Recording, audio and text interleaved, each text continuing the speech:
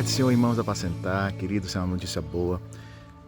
Hoje está liberado para os nossos idosos poderem ir para a igreja. Então, acima de 60 anos já podem ir para a igreja se inscrevendo no formulário para o culto domingo. Quinta-feira, como não precisa escrever, é só ir para a igreja direto. Então, a partir de agora, acima de 60 anos podem ir para a igreja. Crianças ainda não podem, ok? Só as pessoas acima de 60 anos. Mas se inscrevam no formulário para o culto domingo, tá bom? Hoje tem estudo bíblico, culto muito abençoado, aprenda com o Senhor. Não deixe de ofertar na casa do Pai, as contas vão estar sempre no rodapé. E aprenda, Deus quer falar contigo. Vamos orar? Senhor, eu peço a tua bênção, que tu seja com teu povo, abençoa a tua igreja, ensina a tua palavra e que possamos crescer espiritualmente. Eu te peço hoje, em nome de Jesus. Amém. Queridos, seja abençoado e se inscreva para o domingo. Corre lá, porque muita gente já começou a se inscrever. Deus te abençoe. Que bênção. Seja bem-vindo mais uma vez ao nosso estudo bíblico. Amém? Bênção é estarmos aqui, podendo estudar um pouco mais da palavra de Deus, palavra do nosso Senhor, e sabermos o que Ele quer para nós, o que Ele pensou e pensa sobre para nós, né? E como Ele se revela para nós. Amém? Vamos orar primeiro, antes de mais nada. Senhor, obrigado, Pai. Obrigado por estar conosco, Pai. Obrigado por nos orientar. Obrigado por revelar, Pai, se revelar para nós. Perdoa-nos, Pai, pelas nossas fraquezas, nossos pecados. Dá-nos sabedoria, dá-nos inteligência para que possamos entender cada vez mais aquilo que o Senhor tem para nós, Pai. Esteja conosco, protege-nos e dá-nos bom encontro agora, para que possamos conhecer mais. Em nome de Jesus que nós oramos. Amém. Muito bem. Estamos vendo Gênesis, estudando o livro de Gênesis. Já vamos entrar hoje no capítulo 22, né? Então já pode preparar o texto aí que nós já vamos ler. Já vimos muita coisa com Gênesis, desde a criação. No último capítulo, capítulo 21, nós vimos que nasce o filho da promessa, que é Isaac, né, com Abraão. Também vimos que na festa de desmame de Isaac, Abraão se vê obrigado a deserdar Ismael, né, que é o seu primeiro filho, filho com Agar. Né? Então Abraão acaba mandando Ismael e Agar embora de casa, deserda, manda com provisão suficiente, tão somente para chegar em algum poço de água, né? E o que a gente vê é que Ismael e Agar passam por uma dificuldade grande, mas tem o amparo do Senhor, né?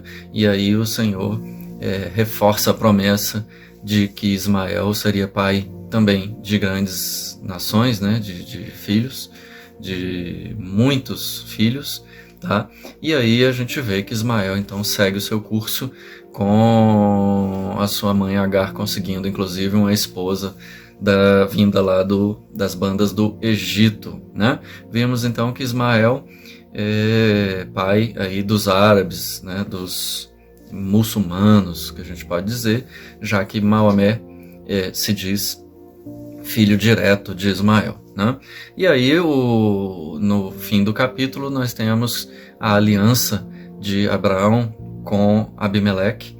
A gente lembra que Abimeleque, primeiro, é um nome como faraó, como algo nesse sentido, não é um nome próprio necessariamente, né?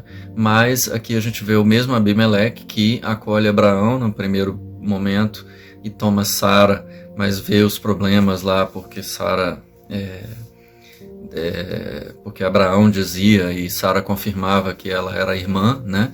Então ele de boa fé tomou Sara como esposa e deu errado para ele, claro, com o Senhor protegendo Sara, né? E aí Abimeleque devolve Sara, faz toda aquela advertência a Abraão. E agora, neste capítulo 21, Abimeleque faz um acordo uma aliança com Abraão, uma aliança de paz, né? Abraão faz essa aliança e a gente vê que tem todo um ritual, sacrifício lá, e de qualquer forma Abraão faz a aliança, e aliança de paz, portanto, com Abimeleque. O que nós temos hoje, então, capítulo 22, vamos ler, é um capítulo bem importante, significativo de Gênesis. Então diz assim o capítulo 22, na versão que vou ler aqui. Depois dessas coisas, pôs Deus Abraão à prova e lhe disse: Abraão, este lhe respondeu: Eis-me aqui. Acrescentou Deus: Toma teu filho, teu único filho Isaque, a quem amas, e vai-te à terra de Moriá. Oferece-o ali em holocausto sobre um dos montes que eu te mostrarei.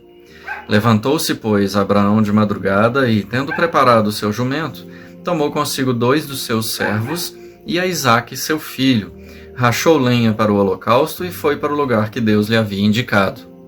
Ao terceiro dia, erguendo Abraão os olhos, viu o lugar de longe. Então disse a seus servos: Esperai aqui, com o jumento, eu e o rapaz iremos até lá, e, havendo adorado, voltaremos para junto de vós.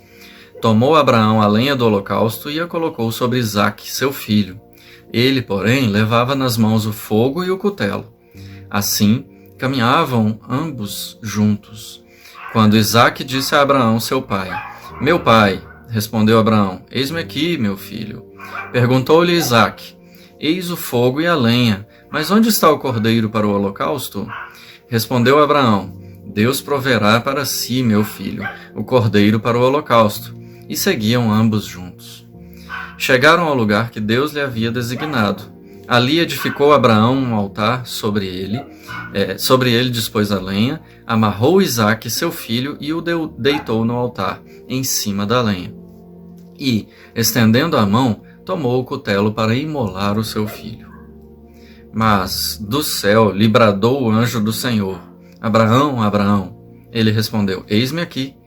Então lhe disse: Não estendas a mão sobre o rapaz e nada lhe faças, pois agora sei que temes a Deus, porquanto não me negaste o filho, o teu único filho.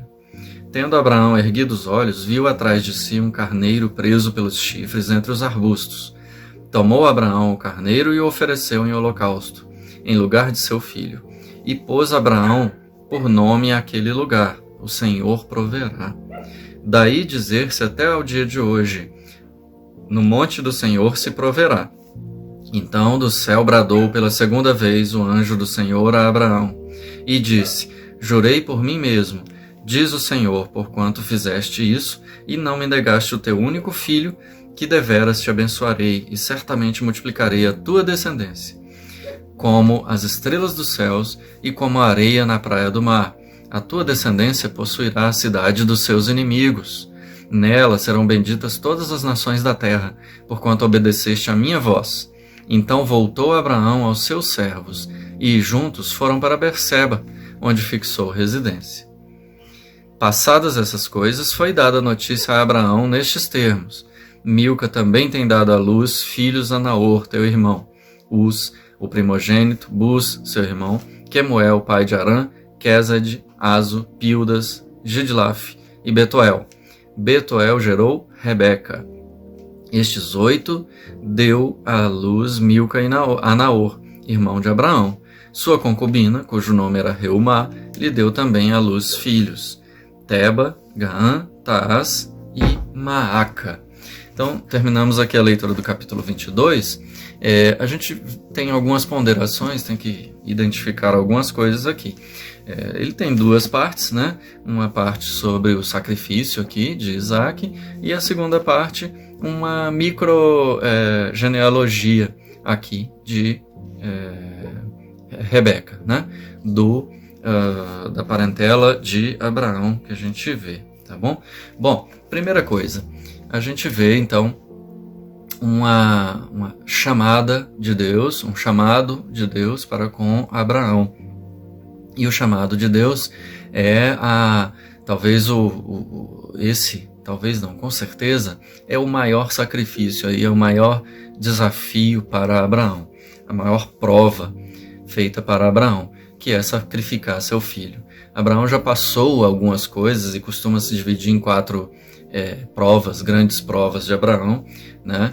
Porque a primeira delas seria deixar seu pai, sua gente, sua terra, né? Deixa seus pais, deixa sua terra e vai para onde eu disser, né? Essa primeira prova com Abraão. A segunda prova é quando Abraão tem que se separar de Ló, né? E é toda aquela decorrência do envolvimento de Ló com o mundo, em que ele vai para Sodoma, e aí ele é sequestrado, tomado pelo rei naquele conflito dos 5 reis que a gente já viu, né? E todo esse envolvimento de Ló, e depois ainda tem a questão da destruição de Sodoma, né? Ele sabia que Ló e sua família estavam em Sodoma, né? Fez não um desafio, mas uma arguição com Deus, né? Para ver se podia salvar Sodoma, e vimos que não tinha como salvar, né? O terceiro desafio, ou a terceira prova, grande prova para Abraão, foi com relação a Ismael. Ismael era seu filho. Ele, com pesar, seguiu o pedido de Sara, mas Deus orientou a fazer isso, né? De deserdar Ismael, de mandar Ismael embora de casa, né? Ismael era seu filho, e ele gostava de Ismael, naturalmente, né? E por fim, agora, a quarta e última e mais radical, mais difícil prova, que é o sacrifício de Isaac. Neste momento, Isaac é seu único filho, né? Ele tinha deserdado Ismael, então ele não tinha mais o Ismael ali com ele como filho, ele tinha tão somente Isaac, tá? Então este é um sacrifício. O que a gente, seguindo aqui, pode ver é uma chamada de Deus, né? Primeiro, depois dessas coisas pôs Deus Abraão à prova, né? E Deus chama Abraão, e imediatamente a gente vê no texto, Abraão responde: eis-me aqui. O que a gente tem aqui primeiro? Falando preliminarmente, muitos defendem que este texto como se fosse um texto poético aqui, uma história inventada, e não uma história que teria ocorrido, né? A gente sabe que o texto bíblico, ele não tem palavras inúteis, né? E é difícil a gente acreditar que esse texto tenha sido inventado e inserido aqui como um romance em todo o contexto histórico de Gênesis, né? Alguns outros vêm com muitas alegorias aqui, falam em 3 dias, falam em várias coisas aqui, e outros entendem que é literal ou que é um relato efetivo do que aconteceu, né? Como nós defendemos o texto bíblico e o texto não fala que isso é historinha, né? Então nós defendemos que isso é literal, que isso aconteceu. Não dá para deixar de identificar que há alegoria, sim. A história, o sacrifício aqui de Isaac, ele se assemelha demais, ou ele se mostra como um prenúncio do sacrifício do Cordeiro, né? Do sacrifício de Jesus. Então a gente vê uns paralelos muito claros aqui deste texto, desse momento, com a situação de Jesus, tá? Então eu posso até já destacar aqui alguma coisa. Por exemplo, Abraão, então, é o pai, né? Abraão é pai da nação de Israel, pai de muitos, né? De todos, é o nosso pai, né? E aí Abraão, o que ele tem que fazer? Sacrificar seu único filho. Neste momento, seu único filho. Então a gente tem um paralelo aqui com João 3:16, que todo mundo conhece, né? Que ele dá seu filho unigênito em sacrifício pelo mundo, tá? Segundo ponto, Isaac é um tipo de cordeiro aqui. O Isaac é o sacrifício, né? É o sacrifício. Então ele é um tipo de Cristo aqui, que foi obediente até a morte. Você vê lá Filipenses 2:5-8, se você ler, ele vai falar, né, de Jesus que foi obediente até a morte de cruz, né? No caso, então, Isaac é obediente. A gente vê, ele pergunta: quem é o sacrifício? aqui, cadê o sacrifício? Aí Abraão fala, Deus proverá, Jeová Jireh, né? E aí, na sequência, o que a gente vai ver? A gente vai ver Abraão amarrando seu filho no altar.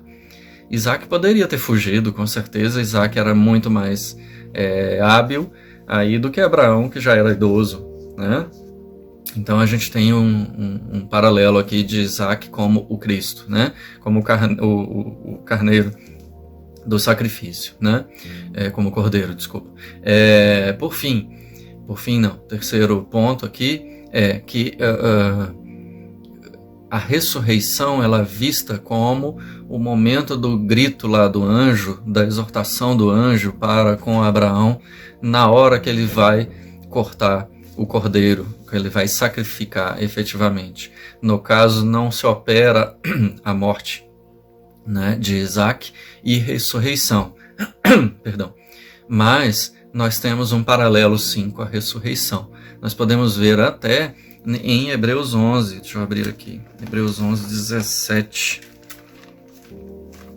E a gente vai entender isso. Tem um pouco de cogitação aqui do autor de Hebreus, porque o texto de Gênesis não fala, mas vamos lembrar que a Bíblia é um texto inspirado, né? Então diz assim, Hebreus 11, 17. Pela fé, Abraão, quando posto à prova, ofereceu Isaque. Estava mesmo para sacrificar o seu unigênito, aquele que acolheu alegremente as promessas, a quem se tinha dito, em Isaque será chamada a tua descendência. E olha o 19. Porque considerou que Deus era poderoso até para ressuscitá-lo dentre os mortos, de onde também, figuradamente, o recobrou. Então nós temos aí esse paralelo da ressurreição do Cordeiro também aqui. A gente vê que Abraão, no texto anterior, tinha sido chamado de profeta pela primeira vez. E aí a gente vê então que Abraão pode realmente ter tido, Abraão realmente teve, como relata Hebreus, uma visão do futuro, do Messias, né? E viu aquilo como uma possibilidade então, né? Um outro texto que eu vou ler aqui rapidamente, bem pequeno, é de Tiago, tá? Tiago 2, de 21 a 23. Deixa eu achar aqui, Tiago 2, 21 a 23 diz assim, ó. Não foi por obras que Abraão, o nosso pai, foi justificado quando ofereceu sobre o altar o próprio filho Isaque? Vês como a fé operava juntamente com as suas obras. Com efeito, foi pelas obras que a fé se consumou, e se cumpriu a Escritura, a qual diz: Ora, Abraão creu em Deus, e isso lhe foi imputado para a justiça, e foi chamado amigo de Deus. Veja que as obras colocadas aqui como exercício da fé em Tiago, elas dizem respeito então a esse atendimento aos mandamentos de Deus, né? E o sacrifício aqui, no caso especificamente de Abraão para com Deus, tá? Então nós temos todo esse paralelo aqui do evento, sacrifício de Isaque para com a vinda do Messias. Tá certo? Veja que no texto bíblico, Deus se anuncia a cada momento. O que é mais interessante destacar aqui, rapidamente? Primeiro, Deus chama Abraão, e qual é a resposta de Abraão? Eis-me aqui. Abraão está sempre pronto para Deus, né? E Abraão vai mais. Deus fala, toma seu filho, leva lá para Moriá, e lá você vai oferecê-lo em holocausto para mim, tá? Vai lá para onde eu te mostrarei. E Abraão faz o quê? Toma o filho, prepara tudo, leva a lenha, leva o fogo, leva o cutelo. Para quê? Para o sacrifício, para fazer o sacrifício. Então nós temos aqui Abraão totalmente dependente de Deus, totalmente confiante também. E a gente vê que Abraão tinha a expectativa, tinha uma fé transcendente, uma fé assim quase difícil de acreditar, né? Uma fé de que ele iria sacrificar o filho, mas Deus iria ressuscitar o filho, de alguma forma, tá? Por isso que Abraão segue também, porque ele tem fé, ele acredita, né? E ele como fala, submisso, ele ele se sujeita à ordem de Deus. Se Deus mandou, ele faz. Eis-me aqui. É isso que temos, né? O que a gente tem também aqui? A gente tem, nessa época, um costume de sacrifício humano, né? Matava-se pessoas a título de sacrifício. Não o povo de Deus, né? Mas os vizinhos, vamos dizer assim, né? Então a gente vê um destaque de Deus aqui também para essa situação de sacrifício humano, e ele mostra que ele não quer saber disso. Ele não quer sacrifício da criação, sacrifício humano.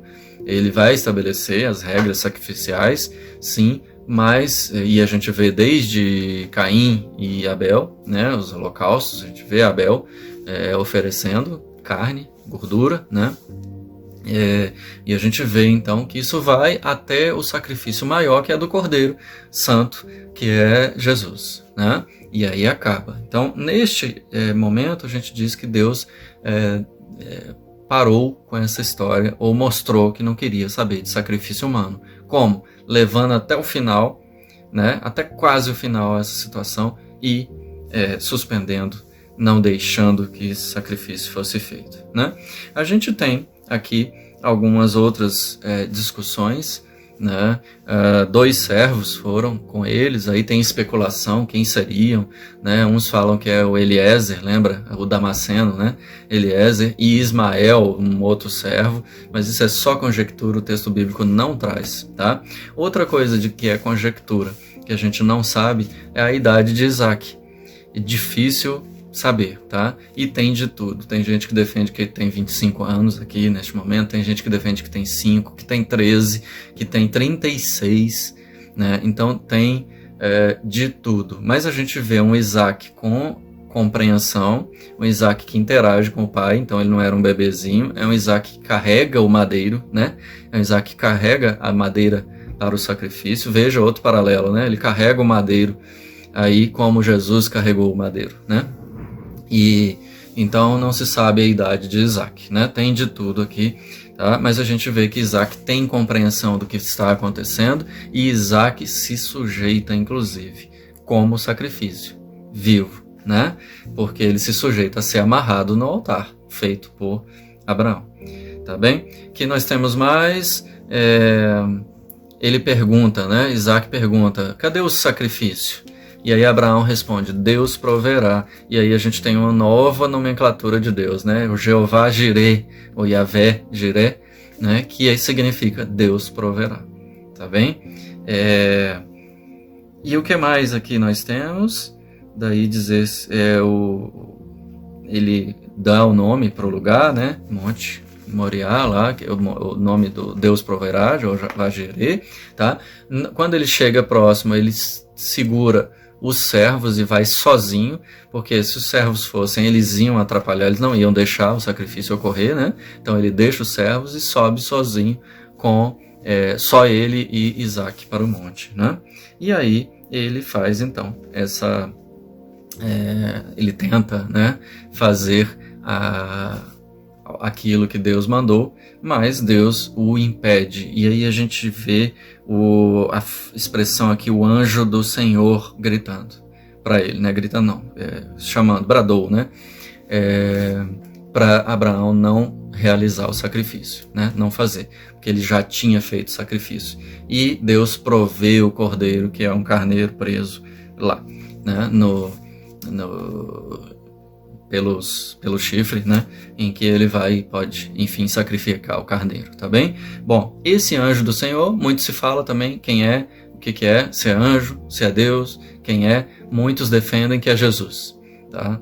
Que seria uma teofania aqui, que Jesus iria aparecer aqui, teria aparecido neste momento. Não dá para saber, não tem conclusão quanto a isso, né? Ele fala o anjo do Senhor. O texto bíblico muitas das vezes cita o anjo do Senhor como o próprio Senhor, e às vezes anjo do Senhor é algum mensageiro, porque anjo significa mensageiro, né? Eu creio que pode ter sido Jesus aqui mesmo, creio, porque a gente vê outros relatos de Jesus aparecendo no Antigo Testamento, né? Afinal, antes do início das coisas, Jesus já era, né? Já é. Então, eu sou, né? E falando no eu sou, vale a pena a gente ler João 8,56. Acho que eu não li, né? De forma que João 8,56, Jesus mostra uma relação com Abraão aqui, e ele evidencia que Abraão foi capaz de ver, né? O sacrifício verdadeiro, né? No 8,56 ele fala assim: Abraão, vosso pai, alegrou-se por ver o meu dia, viu e regozijou-se. O que mostra que Abraão já tinha previsto, né, profetizado aí a vinda do Messias. Já tinha compreendido nessa situação que o Messias viria. A gente sabe no texto lá de João que vai ter uma discórdia lá, uma briga, porque os fariseus lá e os interlocutores lá não concordam, não entendem como que Abraão teria visto se Jesus tinha menos de 50 anos, eles falam, né? Bom, temos aí então esse envolvimento, e por fim, já estamos avançados na hora, por fim a gente tem o compromisso de novo reforçado de Deus: Abraão, você vai ser pai de nações, né? E aí Abraão volta e a gente vê mais uma vez o movimento. Ele foi para Berseba, onde fixou residência. Novamente comprova que Abraão era seminômade, né? Ele ficava um tempo em algum lugar, depois mudava e ficava. E por fim o texto vem com a descendência de Naor aqui, e todos se perguntam por que está aqui, mas quem prestou atenção no versículo 23 viu que Betuel gerou Rebeca, né? Então essa genealogia, essa microgenealogia, certamente é para mostrar a futura esposa de Isaac.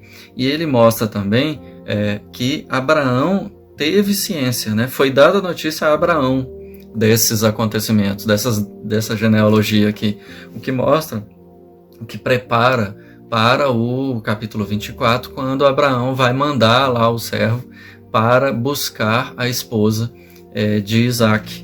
Quando ele providencia, né, a esposa de Isaac. Estou procurando aqui, é no 24 mesmo, logo no começo, tá?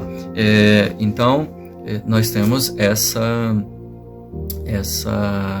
justificativa para o texto estar aqui, né? O que a gente vê aqui no texto um Deus relacionando mais uma vez com Abraão. É um Deus que se relaciona, que protege. É um Deus que exige prova, exige fidelidade, como ele é fiel, né? Então a gente vê uma fidelidade e uma dependência e uma confiança de Abraão além do imaginável, quase, né? O texto ele reforça que Abraão foi sacrificar o seu filho querido, né? O texto reforça isso. Esse não era qualquer um, era um filho, o único filho, e que neste momento, né? E que ele gostava, sim, do seu filho Isaac. E ele era o filho da promessa, mas ele se sujeita às ordens de Deus. O que nós vemos aqui para nós? Qual é a mensagem que nós temos aqui? Senão a necessidade de nos sujeitarmos a Deus, crermos, termos confiança, termos fé, né? E aí a gente viu lá que a fé é suficiente para ser chamado de amigo de Deus, né? Abraão ser chamado de amigo de Deus. Veja que relevante, né? Que relevante, que importante isso, que grandioso, né? E nós hoje temos a condição de saber que nós somos sim filhos de Deus, né? Nós temos um amigo que é Jesus. E o texto também mostra que Deus sempre se evidenciou e sempre se evidencia para conosco, né? E que ele mostra também que nós tivemos e temos, né, um Messias. Nós temos um sacrifício maior feito por Deus, que foi dar o seu Filho para nos salvar. Amém? Esse é o texto, essa é a palavra. Nós temos a palavra aqui conosco, né? E ela se evidencia, e Deus se evidencia por ela. Deus fala conosco por ela. Escute a palavra de Deus, então. Amém? Vamos orar? Senhor, obrigado, Pai. Obrigado por nos ajudar. Obrigado por estar conosco. Obrigado, Pai, pelo sacrifício maior que não conseguimos nem pensar em tal grandiosidade desse sacrifício, Pai. E foi por nós, né, para nos salvar. Que amor é esse, Pai? Obrigado por tudo, Pai. Perdoa nossos pecados. Perdoa-nos, Pai. Dá-nos saúde, paz e segurança. Em nome de Jesus. Amém? Que o Senhor te abençoe, meu amado. Que o Senhor te abençoe, minha amada.